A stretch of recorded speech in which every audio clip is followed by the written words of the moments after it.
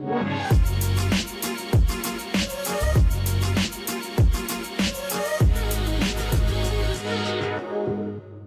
Grand Show, bonsoir à tous, soyez les bienvenus, je suis ravie de vous retrouver pour une nouvelle émission. Vous qui êtes si fidèles, vous le savez, chaque soir dans ce fauteuil jaune, je reçois une personnalité. Ce soir, Fabien Olicard est mon invité. J'en prie Fabien, rejoignez-moi, bonsoir. Bonjour. Je vous embrasse. Bonsoir. Oui, allez, on est le soir quand même. Comment ça va? Ça va très bien. Je vous en prie, installez-vous dans ce fauteuil jaune. Fabien, vous êtes mentaliste. C'est ça. C'est vrai que ça, c'est un truc extraordinaire, parce que ça, c'est intéressant. Ça plaît à tout le monde. Je suis sûre que tous les téléspectateurs sont hyper curieux de se demander comment ça fonctionne, parce que vous expliquez un petit peu. Il n'y a pas de mystère autour de ce que vous faites. Ça, c'est une de vos particularités. Ouais, c'est pas mystérieux, c'est utile, le mentalisme. Et donc, tout le monde peut apprendre, effectivement. Exactement. On peut apprendre. D'ailleurs, il y a un livre qui est très pratique pour apprendre. Mais c'est incroyable, vous êtes très bien équipé, Alexandra, c'est fou. Vous étiez sur la table, dis donc, ça tombe bien. 50 astuces de mentalisme qui vont vous changer la vie. Votre cerveau est extraordinaire. Ça, c'est vrai qu'on ne connaît pas les capacités encore de notre cerveau complètement. Il y en a tellement que c'est impossible de toutes les connaître. En fait, on s'intéresse souvent aux trucs très incroyables, alors que déjà, il est performant sur plein de choses, et c'est à ça qu'il faut s'intéresser en premier. On ne les connaît même pas. Ouais. Et alors, vous êtes sur scène. Il faut bien noter la date qu'on va voir dans quelques instants apparaître sur cette magnifique infographie. Regardez, 22 septembre 2018 à l'Olympia, dis donc. Ça, c'est un sacré rendez-vous. Ouais, mon premier Olympia entier. J'ai déjà fait l'Olympia sur des plateaux, mais jamais moi tout seul avec mon spectacle. Et là, vous m'avez dit en off, 1951 places. Exactement. On y va. Pour l'instant, vous êtes bien parti en plus. Oui, ça marche bien. Ça va, mais il faut y aller quand même. Hein. À la maison, vous qui nous regardez, il faut réserver, etc. D'autant qu'on va s'intéresser à votre univers. On va découvrir qui vous êtes. Et ça commence tout de suite par un sujet préparé par un journaliste. Comme ça, on fait un peu connaissance et on parle de tout le reste ensuite. Ok. Ça vous va? Ça va. Magnéto. Salut, comme le nom de la chaîne l'indique, je m'appelle Fabien Olicard et je suis mentaliste. Alors techniquement, ça veut dire quoi? Ça veut dire que des fois je suis sur scène en spectacle, que d'autres fois j'écris des livres sur ce sujet, mais que la majeure partie... Si vous n'aimez pas les anglicismes, pardon pour cette transgression, mais voici l'illustration parfaite du self-made man à la française. Fabien Olicard est de 7 espèces, celle des hybrides pouvant être magicien, mentaliste et presque humoriste selon les situations, se faisant le temps d'un instant le reflet des erreurs parfois grotesques que notre cerveau si complexe peut faire parfois si bêtement, le tout à coup d'expériences intellectuelles intelligemment menées qui font le temps d'un instant perdre la tête. Habile, vif d'esprit, le magicien de la psyché sait donc se jouer de son public, mais sans jamais trop en abuser. Joey Star, 9-3, j'ai pas trouvé mieux. Ici je renversais quoi? Du 20 de la ville de 3-23, mesdames et messieurs, vous êtes... Mais sans réel fil rouge, Fabien Olicard suit ses envies, son instinct et même ses prémonitions. Parce que vous êtes trop fort. Bravo à vous! Facile, me direz-vous, quand on est un mentaliste, mais pas toujours, surtout quand on décide de foncer sans se soucier réellement de l'échec, se poussant même à produire soi-même ses propres spectacles, à se jeter têtes et âmes sur le net, se risquant à devenir un youtubeur de l'esprit, mais aussi à s'investir dans l'écriture d'un livre dédié à sa passion.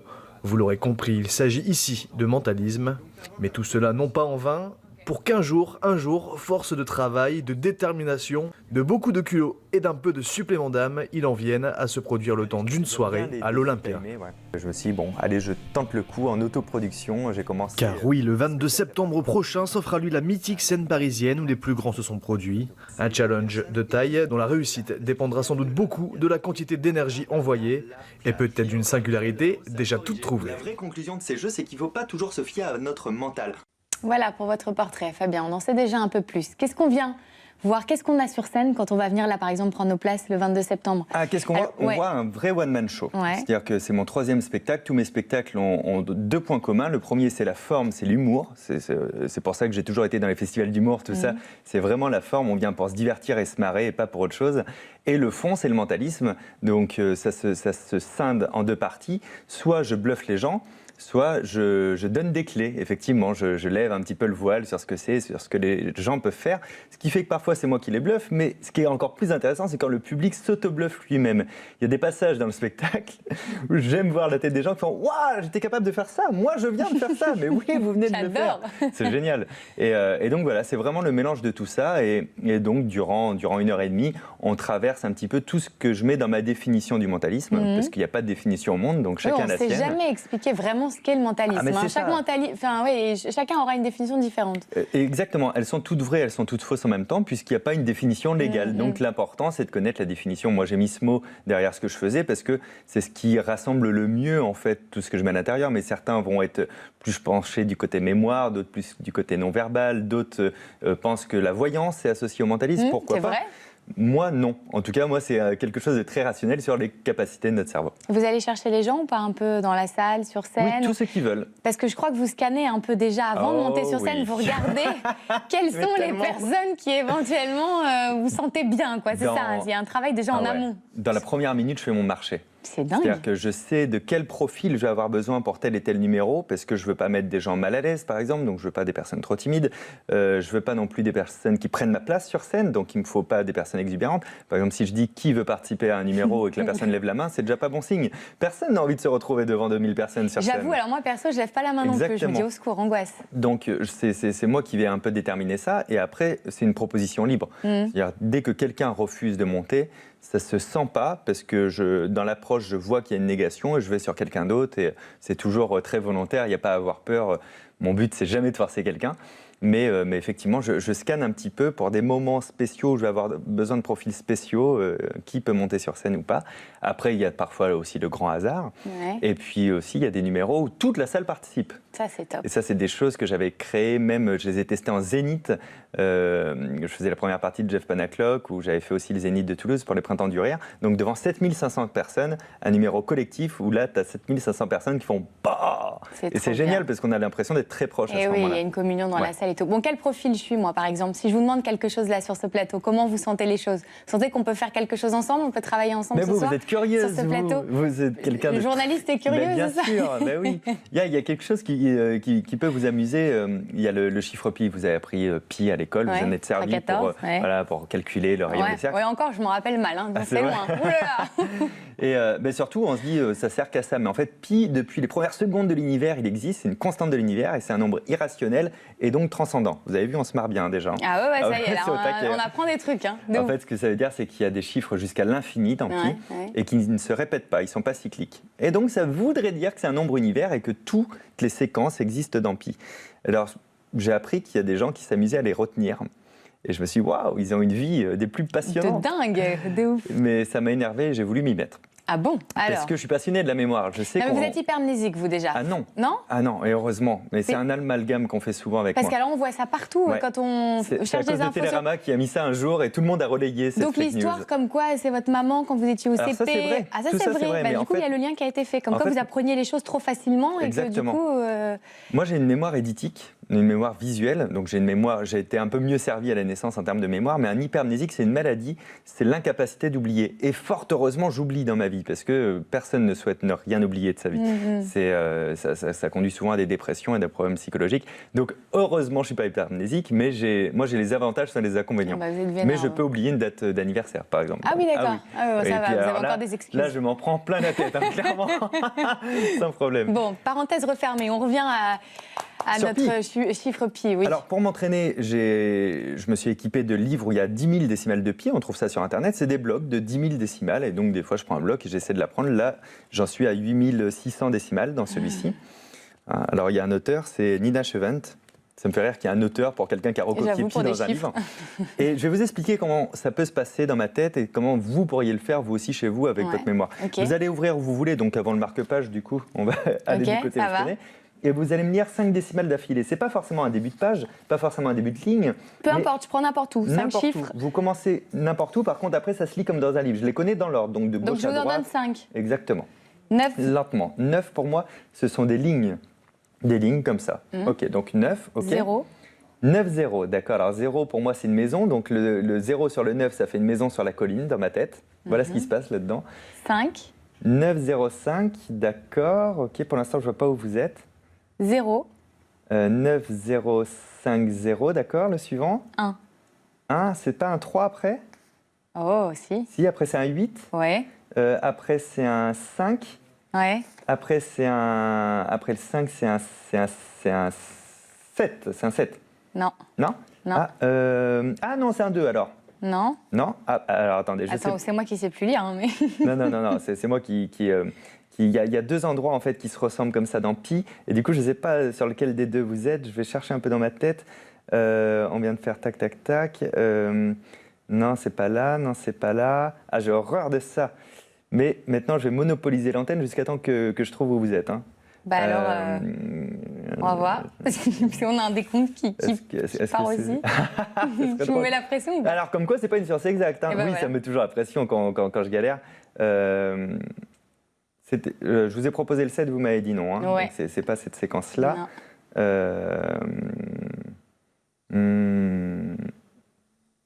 Je vous ai proposé le 2 aussi. Hein. Ouais, vous m'avez non. dit non. Non. Ah, il y aurait un troisième endroit. Donnez-moi la suivante, alors, du coup.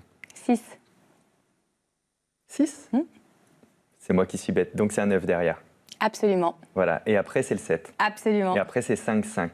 Ça y est. Et en fait, j'ai confondu mon 6 et mon 7, d'ailleurs. Tout à fait, ça y est, on a raccroché Et après, les c'est un wagons. 1, un 3, un 0, Et voilà. un 9, un 6, un 7 plutôt, un 6, un 9 Ouais. encore, un 2, un 5, un Ouais. 0, etc. Ouais. etc. Là, je Ça peux y est. aller jusqu'au bout du Ça y est, livre. on peut tout faire Oui, comme ça. c'est ça. Eh ben dis donc, c'est chaud. Et en fait, c'est comme ça qu'elle fonctionne, la mémoire. On peut imager les choses, ce qui fait que j'ai un paysage dans la tête. Et si je lis bien mon paysage, je ne peux pas me tromper. Et c'est ce qui se passait d'ailleurs. Mon paysage était bon et c'est mon décodage où je me suis trompé, où je vous ai dit 7, vous m'avez dit non, à juste titre, et c'était un 6. Et après, une fois que je sais où vous êtes dans Pi, je peux y aller, Et ben sans voilà. problème. Eh ben, comme quoi, on peut donc mentaliser, se faire des représentations avec des paysages ou cocasses. Essayez à la maison, C'est vrai. pourquoi pas, si vous êtes en famille, tentez. Pendant que nous, on va revenir à vous et on va découvrir la prochaine séquence pour le coup. Ok. On va s'intéresser à vos débuts, à vos envies, à vos rêves, à tout ça. C'est parti pour la bio en chiffres. Allez, à la maison, pendant que les personnes qui nous regardent s'entraînent un petit peu, etc., vous écoutez aussi parce qu'on va vous montrer des phrases voilà, Ok. dans l'écran. Juste en face, vous allez pouvoir les compléter à haute voix avec des chiffres. Voilà, on reste dans les chiffres. Hein, On comme reste que ça. dans les chiffres. Allez, on y va. D'accord, ok. Fabien Olicard, né le 22 novembre 1982. J'ai 2 frères et sœurs. J'ai un bac plus 0. Ouais, pas de bac. Pas de Du bac. coup, Ah, si, bac, mais pas D'accord, vous avez de pas pris le continuité. bac et Après, après, auto-formation, formation, livre et formation. en direct, fait. vous Ouais. avez enchaîné. À l'âge 2, j'ai commencé à m'intéresser au mentalisme. 8 ans, Alors, votre honneur. ouais, pourquoi? Pourquoi? Parce que je suis tombé sur un livre de magie qui s'appelait Cours Magica, que j'ai acheté sur un vide-grenier dans mon petit village à Marcilly. Et à la fin, il y avait un chapitre qui s'appelle « Il n'y a pas de truc ». Et ça a été mes premiers pas où j'ai touché le mentalisme, qui est d'ailleurs une frangine de la magie, hein, le mentalisme à la base. Et après, on voit comment on veut se diversifier dedans. Et c'est là-dedans où je me suis dit, mais c'est génial, on peut faire des trucs avec notre tête. Et il n'y a pas d'objet truqué, il n'y a pas de manipulation avec les doigts, il n'y a que de la manipulation de l'esprit. Et on pouvait jusqu'à aller faire semblant de lire dans les pensées de quelqu'un. Parce qu'en fait, je ne lis pas les pensées, moi, je déduis des choses. Bien Il y a une sûr. vraie nuance, quoi. Ça n'existe pas, le fait de lire dans les pensées. Je ne sais pas si ça existe ou pas. En tout cas, moi, je ne sais pas faire. Ouais, ça, vous je avez le pas sais. ce pouvoir et je n'ai pas magique-là rencontré de- quelqu'un qui savait le faire. Mais après, ma foi... Chacun a oui, encore oui. une fois son parcours. Et Oui, ce c'est des qu'il a à croyances faire. après. Ouais, c'est ça. Avant de travailler dans le milieu artistique, j'ai eu combien de petits boulots? 1 milliard. Ah, qu'est-ce que vous avez fait? J'ai tout fait. J'ai livré des pizzas, j'ai travaillé en restauration, donc j'ai été serveur durant pas mal de temps. J'ai été formateur pour les animateurs dans les centres de loisirs. J'ai tout fait. Non, j'ai vraiment de fait de trucs. tout. C'était pourquoi? C'était pour gagner un peu d'argent? C'était pour vous occuper parce que vous travailliez à côté déjà sur l'envie de développer votre C'est un activité peu des aujourd'hui? deux. En fait, j'aime beaucoup apprendre et j'aime beaucoup ce qui est nouveau. Et après, je peux me lasser aussi. Alors ça, c'est le piège. Ah. Mais quand j'ai l'impression d'avoir maîtrisé un domaine, ça m'ennuie et je veux Allez, passer à autre chose où je connais rien du tout et où je vais être extrêmement mauvais au départ. Ça me plaît beaucoup de m'améliorer, etc. Donc la mise en difficulté, Ouais. vous aimez bien. Ça tombe bien, regardez, dernière phrase, dans ma carrière, j'ai combien de regrets ou de difficultés? Pas aucune. Bah, comment aucune difficulté? Si, Bah, du coup, aucune. vous en avez à chaque fois si vous repartez sur un nouveau truc et tout. Ouais, mais Faut- c'est pas des regrets, ça. Ah non, pas les regrets, je parlais des difficultés. Ah, de difficultés, j'en ai pas tellement. J'ai pas conscientisé de difficultés parce que je vais vous dire un secret, j'ai pas de but. Ah ouais? J'ai pas de but dans la vie. Même faire l'Olympia, c'est pas un but. Bah non, c'est génial, c'est juste génial. Mais c'est pas un but. L'Olympia, c'est à un moment donné de ma vie, je me suis dit, ah bah tiens, là, il y a peut-être moyen de le faire. J'ai assez d'économies pour le louer. J'ai encore mes parents qui sont en pleine santé, etc. Donc qui vont pouvoir venir. Est-ce que ce serait pas le bon moment pour faire D'accord. ça et faire ce kiff ensemble? Mais c'était pas un but en soi. Ce livre, c'est pas un but non plus.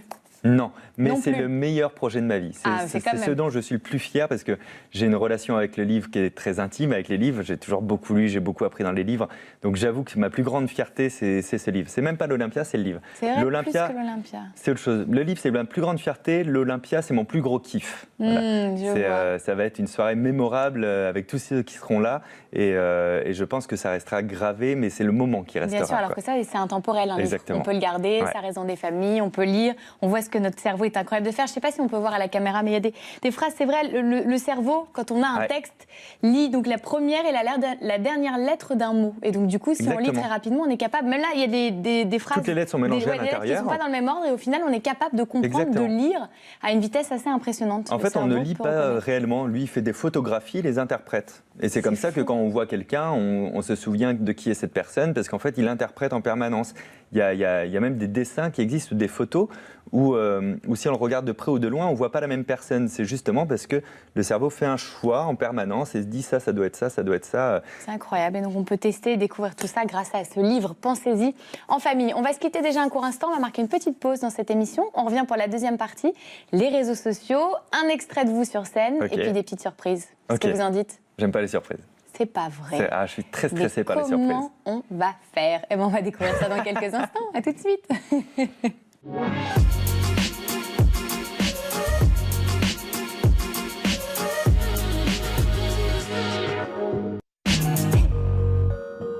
On est de retour sur ce plateau. Fabien, est-ce que tout va bien ? Vous êtes bien installé dans ce fauteuil ? À moitié, je sais qu'il y a des surprises. Maintenant, je suis en stress. Alors, pas tout de suite. Là, vous allez être tranquille parce qu'on va vous voir sur scène. Un extrait de votre spectacle. Qu'est-ce que vous en pensez ? Je me regarde rarement. Je m'écoute beaucoup, mais je me regarde rarement. Eh bien, c'est l'occasion. On y va, Magnéto. 23 juillet, 2307. Ah oui, je crois que je l'ai. Parce que oui, le petit bonus, c'est que je me suis amusé à séquencer les pages dans ma tête.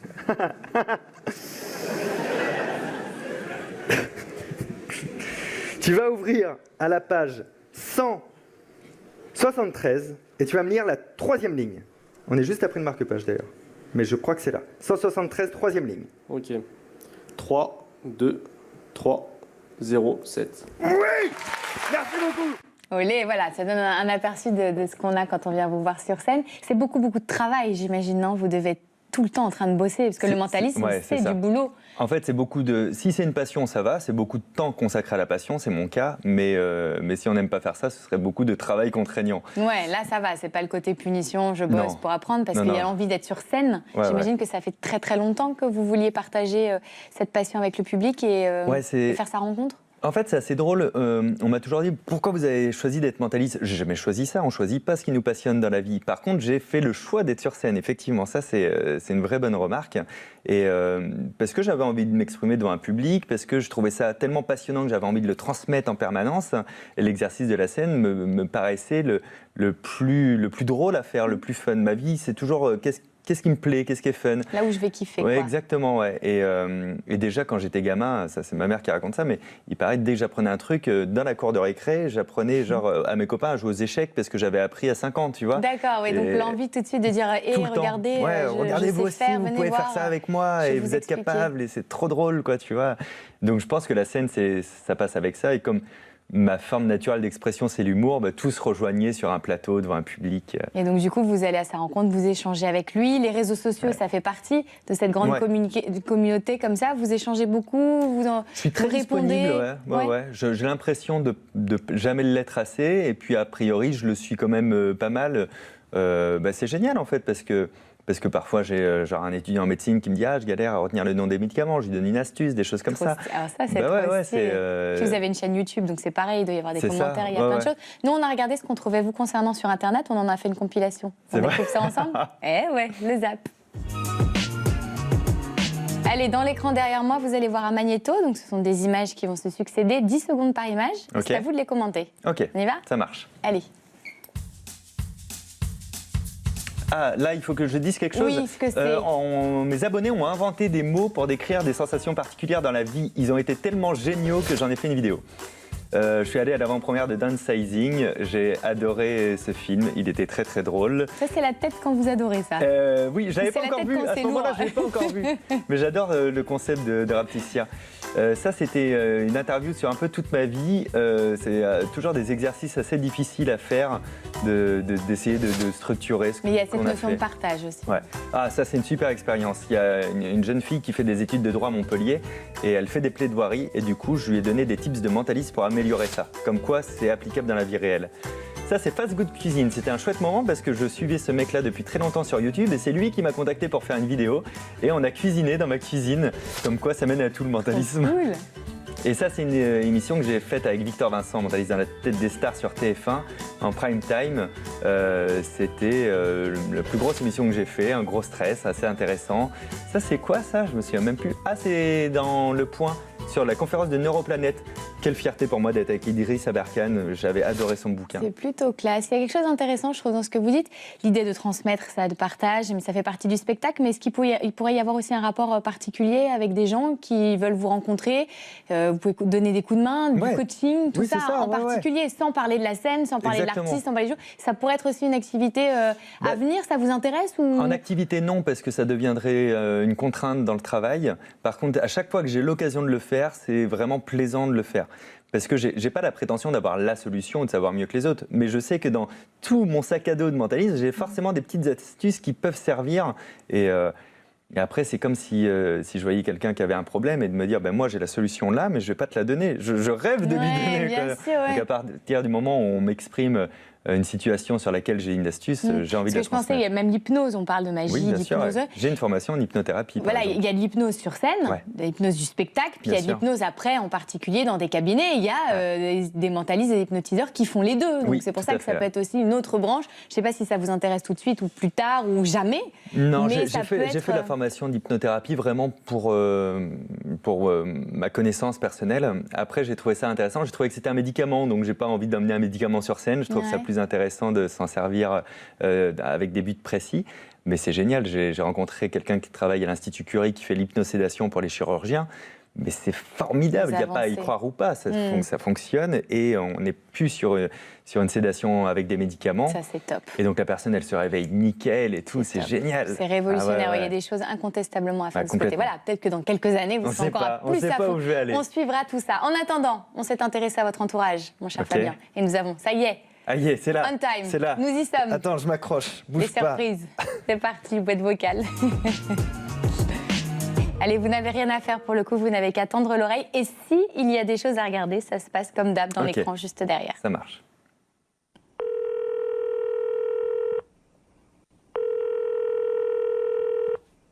Vous avez des messages? Oui, Fab, c'est moi, c'est Céline. Écoute, on m'a proposé à moi aussi de te laisser un message et donc c'est particulièrement bizarre, parce que qu'est-ce que moi je pourrais te dire que tu ne saches déjà. Donc j'ai réfléchi et je pourrais te dire que je suis très fière de toi et que même après toutes ces années, alors que je te connais quand même extrêmement bien, j'arrive pas à te trouver de véritables défauts et que c'est sans doute ça ta plus grande qualité. Voilà, allez, je l'ai dit, c'est bon, on n'en parle plus. Donc ce sera tout. Ah oui, et sinon j'ai fait une machine, j'ai mis tes t-shirts blancs avec de la couleur. Je risque de porter du rose pendant un petit moment. C'est vrai qu'elle a bien fait ça. Salut Fabien, le jour J est enfin arrivé. Je savais qu'un jour une émission m'appellerait pour parler de toi. Tellement de talent. En tant qu'ami, ça fait maintenant 10 ans qu'on se connaît.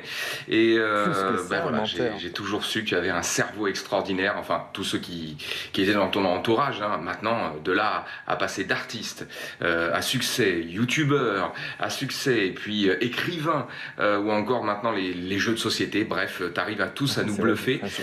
Mais est-ce que tu as raconté à tout le monde également que tu avais un autre talent, celui d'être imitateur? Parce que pour la petite histoire, il y a un rapport, on s'est rencontrés en Ukraine, #Odessa. Bon, tu expliqueras pourquoi. On s'est rencontrés à Mykonos aussi. T'expliqueras pourquoi aussi. Et puis ensuite, Istanbul et une bonne vingtaine d'endroits comme ça dans le monde. Et on est devenus vraiment potes et t'es devenu mon co-auteur. Et en écrivant des sketchs d'imitation, j'ai remarqué que c'était toi le meilleur, n'est-ce pas? Fabien Olicard. Alors je fais un one-man show, tu fais un one-man show. Jusqu'à là c'est normal. Tu décides de lancer une chaîne YouTube, la même année que moi. Je fais un bouquin, tu sors aussi un bouquin juste avant moi, chez le même éditeur. Ensuite j'annonce que je vais jouer à la Cigale, tout content. Et toi tu annonces juste avant que tu fais l'Olympia. Est-ce que tu comptes arrêter de m'emmerder, Fabien? Même si là je suis sur un coup, je vais peut-être passer bientôt chez Michel Drucker, et là pour le coup, quand il est chez Drucker, là c'est... Je t'aurai un jour, je t'aurai. Voilà pour ces petits messages. Plutôt sympa. Est-ce que vous pouvez nous parler de chaque personne qu'on a entendue? Je vais vous parler de Max en premier parce que Max, en fait, chacun est le némésis de l'autre. C'est-à-dire, on s'adore, on a en plus les mêmes passions parce que c'est le nouveau Jamie, Max Bird, quoi. Et sauf qu'en plus de ça, il a un pouvoir comique incroyable et son one-man est terrible. Effectivement, on a à peu près tout commencé en même temps avec un tout petit peu de décalage. Vous suivez, donc, quoi. En fait, ce qu'il dit, c'est très très drôle, quoi. C'est très marrant. D'ailleurs, quand on a passé chacun les 200 000 abonnés sur YouTube, on avait fait chacun une vidéo sur la chaîne de l'autre en mode je viens de pirater la chaîne. Tu vois, il est arrivé sur ma chaîne, je viens de pirater la chaîne de Fabien Olicard pour que vous veniez vous abonner à moi avant lui. Oui, donc vous avez vraiment des parcours qui sont liés. Et du coup, on a ce rapport mais vraiment amical de putain, il me saoule, il me saoule. Je le trouve génial. C'est un ami aussi avant tout. Ouais. Un bon soutien, c'est un ami. Et puis je suis vraiment fan de son travail, quoi, et sur scène et sur YouTube, et son livre aussi qui est très très bien. Vous pouvez regarder aussi à la maison. On se suit beaucoup. C'est sympa. Céline qu'on a entendue. Céline, alors on s'est rencontrés au départ sur un festival d'humour. Après, on s'est mis à travailler ensemble, passer dans On ne demande qu'à en rire, et j'ai coécrit un petit peu pour elle. Et puis, je voulais qu'elle fasse ma mise en scène aussi de spectacle et tout. J'aime beaucoup la manière dont elle travaille et j'aime beaucoup son écriture, son humour. Et puis aujourd'hui, on vit en plus au même endroit, dans la même maison. C'est quand même étrange. Hein. Donc, c'est top. Donc, on se connaît sur le bout des doigts, on travaille ensemble et c'est vraiment formidable. Elle a lancé une chaîne YouTube cette année qui est parfaite aussi. C'est tout à fait ce qui manquait sur YouTube, je trouve. Donc voilà, et elle est adorable, le message qu'elle a laissé. Je suis sûr que j'ai plein de défauts, mais elle est hyper corpo et d'un grand soutien. Donc j'ai beaucoup de chance de l'avoir autour de moi. Tout comme Philippe, le dernier, on a gardé un peu le meilleur pour la fin parce qu'il y a une histoire d'imitation. Alors j'ai envie de dire très rapidement parce que voilà, on n'a plus que quelques secondes, mais qu'est-ce que c'est que cette histoire d'imitation? Bon, Philippe Roche, on a traversé le monde entier ensemble, on travaillait pour des entreprises à l'étranger, on a fait des bateaux de croisière et on s'est rencontrés en Ukraine, on a fait Odessa, Yalta et Sébastopol ensemble. Et effectivement, quand il a du mal à trouver une voix, bizarrement, je la trouve bien souvent avant lui. C'est vrai? Ah oui, il n'arrivait pas au départ à trouver Grand Corps Malade. Alors ça donne quoi? Je suis pas très bon sur Grand Corps Malade. Allez. Mais voilà, je dis tu descends ta voix, tu parles comme ça, et puis c'est surtout d'avoir un flow. Je voudrais laisser un slam pour une grande dame qu'on s'appelle Paname. Et ça l'a débloqué. Il avait du mal à faire Sarkozy. Je fais écoute. Sarkozy, il a un petit accent comme ça, et puis si tu le tiens, tu fais écoutez, je vais vous dire, c'est pas compliqué, je vais vous dire. Et ça le débloque parce que du coup, il imite mon imitation, mais après, il la sublime évidemment. Ça marche. C'est un super grand performeur, mais ça arrive. J'ai les imitations avant lui. Et ben voilà, en tout cas, on leur remercie pour ce petit message. On a une dernière petite surprise pour vous ce soir sur le plateau. Encore notre invité mystère, c'est parti. Un invité, carrément. On va un invité en vidéo, hein, quand même. On va non plus révolutionner la télévision, mais par contre, on va vous faire jouer parce que vous allez essayer de deviner de qui il s'agit grâce à des indices. Regardez dans l'écran derrière moi. Vous pouvez dire tout ce qui vous passe par la tête, hein. Surtout que vous avez une sacrée mémoire, vous. Hein, donc, il y a mon chat. Réfléchissez. Qu'est-ce que c'est au-dessus du chat? C'est une petite souris. Ok, ça sent le fromage. Bon. Mais je me comprends. C'est un rat. C'est un rat? Pas une souris. Là, on perd la piste. Hein. Parce que la petite souris, ça pouvait être le restaurant, Raté. du coup. C'est un rat. Okay. Un rat, un chat. Deuxième indice. Rat. Une 2 chevaux. Ok, alors ça sent l'Espagne et ça sent quelqu'un qui n'abandonne jamais. Ça brûle. Ça chauffe. Troisième indice. Oui, ça brûle.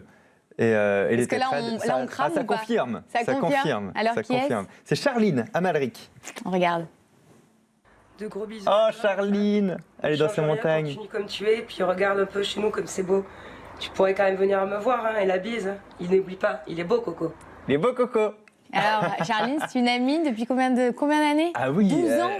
Charline, c'est ma meilleure amie, bien sûr. On se connaît depuis, je sais pas moi, depuis 2004, 2003. Ouais, c'est ça, elle nous a dit 12 ans à peu près. Ouais, notre rencontre, en plus, elle est drôle. Je rentre dans un bar où elle était, et puis je suis avec des copains, on fête un truc, et il y a un saladier de sangria, et je dis, je vais le prendre.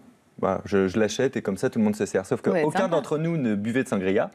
Et donc au milieu de la soirée, je fais je sais pas. Et puis il y avait cette fille qui était avec une autre fille sur une table. Je fais vous buvez de la sangria? Ouais.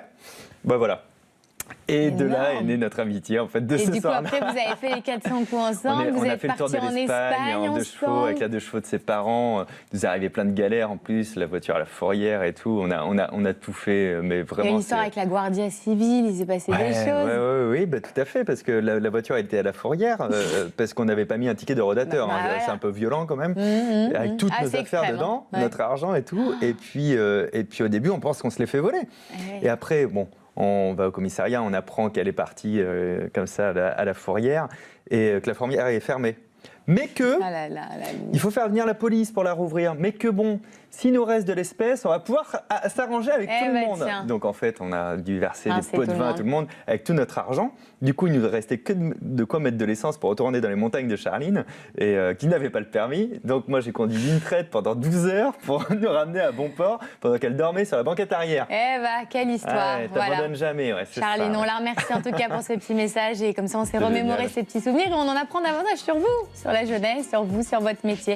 Et on remercie évidemment toutes les personnes qui ont participé à cette boîte vocale. Merci. Moi aussi, je vous remercie d'être Merci venu à dans ce vous, fauteuil, Alexandra. Fabien. Votre cerveau est extraordinaire. 50 astuces de mentalistes qui vont vous changer la vie. On peut s'amuser en famille, apprendre plein de choses. C'est super ludique, c'est hyper chouette. Et puis vous notez bien cette date, le 22 septembre 2018 à l'Olympia, pour aller voir Fabien sur Il y a un scène. bon moyen de se rappeler, c'est de prendre le billet. Par exemple, allez, faites-le tout de suite comme ça, pas de problème de mémoire, ça marche. Merci beaucoup, Merci, Fabien. Alexandra. Merci à vous de nous avoir suivis. On se retrouve dès demain. On vous embrasse très fort. Bye bye. Merci.